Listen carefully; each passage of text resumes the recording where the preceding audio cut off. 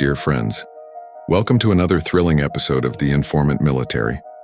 Today we delve into why Russia's intervention in Mali is failing and why the Kremlin has been unable to replicate what France achieved until 2022. The Tuaregs are a semi-nomadic, tribal, ethnic group inhabiting a vast area of the Sahara, including parts of Algeria, Libya, Mali, Niger, and northern Burkina Faso. They are not a homogeneous group. While many Tuaregs live peacefully integrated within these countries, several tribes are notoriously violent. In 2011, some of these tribes founded the MNLA, the National Movement for Liberation, with the mission to establish a fundamentalist Islamic republic in northern Mali. The MNLA launched a significant offensive in 2012, fueled by weapons and ammunition smuggled in after the first Libyan civil war. Within months, they captured all major cities in northern Mali. With the Malian government expelled from the region, jihadist groups like Ansar Dine and even Boko Haram seized the opportunity to spread chaos and terror throughout northern Mali. In response to this crisis, the Malian government sought help from the UN.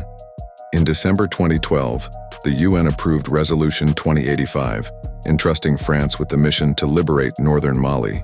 In January 2013, France launched Operation Serval, deploying over 5,000 soldiers and dozens of aircraft, supported by troops from Chad, Nigeria, Burkina Faso, Senegal, and Togo. Within a year and a half, all major cities were liberated, and jihadist groups were expelled. Despite this French victory, the weakened Malian government was unable to maintain order in the territory, prompting Mali to ask France to stay.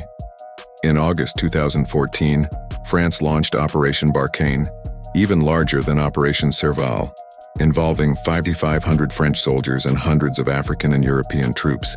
The battles under this operation were intense. Although the French couldn't completely destroy the jihadists, they successfully isolated them in remote areas of the Sahara, far from Mali's major cities. However, everything began to change in May 2021, when a coup led by Vice President Assimi Goïta overthrew Mali's government.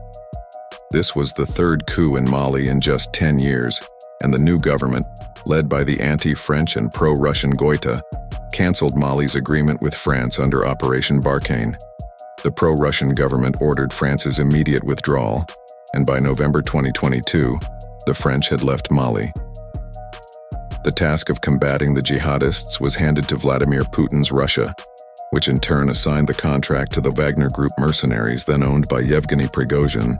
Due to the secretive nature of the Malian and Russian governments, precise information on the number of Russian troops in Mali is unavailable, and Mali refuses to update the conflict's status, unlike during the French intervention.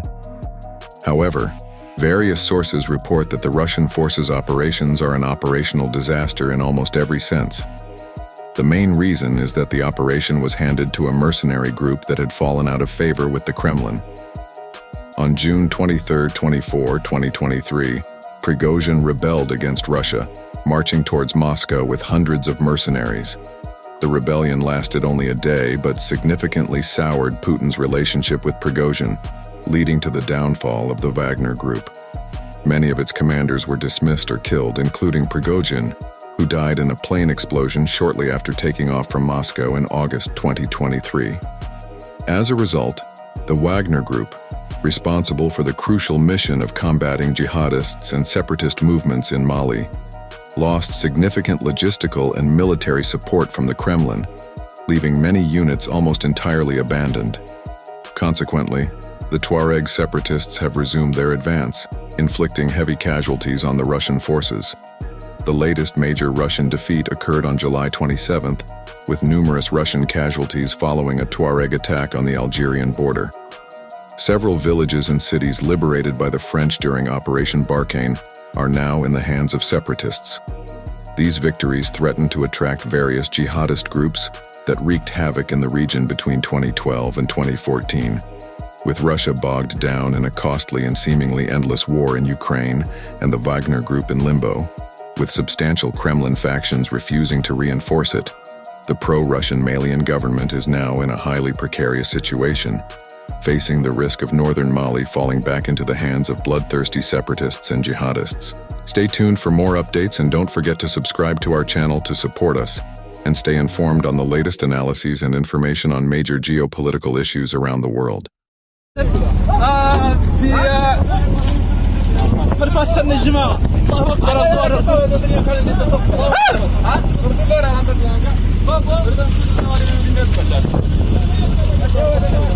الله أكبر. الله تبعت من الزواد تكره الصواغيط. الزواد مالي نور.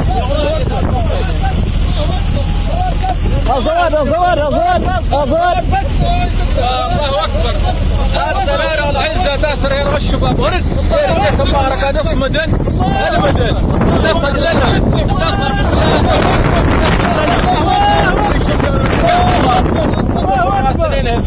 الله أكبر.